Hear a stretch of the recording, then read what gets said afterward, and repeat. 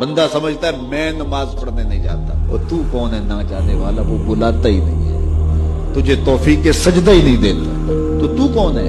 تو بھاگتا ہوا جائے۔ یار کسی کو کارڈ آیا ہو کسی منسٹر کا تو وہ کئی لوگوں کو دکھاتا پھرتا ہے، آج کل تو وہ جو ہے وہ شیئر کر دیتے ہیں، جی مجھے فلاں نے بلایا ہے، تو لوگ جلیاں ڈالتے ہوئے جاتے ہیں، فلاں نے بلایا، تو رب نے بلایا ہو تو کوئی جائے نا، وہ میاں تجھے اس نے پھر بلایا ہی۔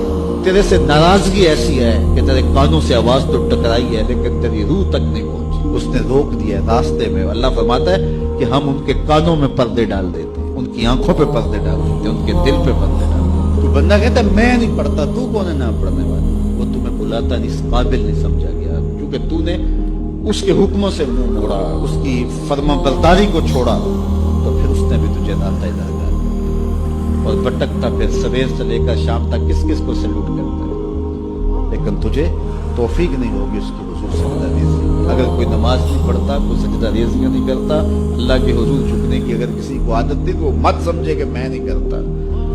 اللہ اکبر، اس سے چھین لی جاتی ہے توفیق، چھین لی جاتی ہے توفیق۔ اللہ سے توفیق مانگو کہ اللہ ہم سے کبھی بھی اپنی توفیق نہ چھینے، ہمیشہ ہماری پیشانیوں کو سجدے نصیب کرے۔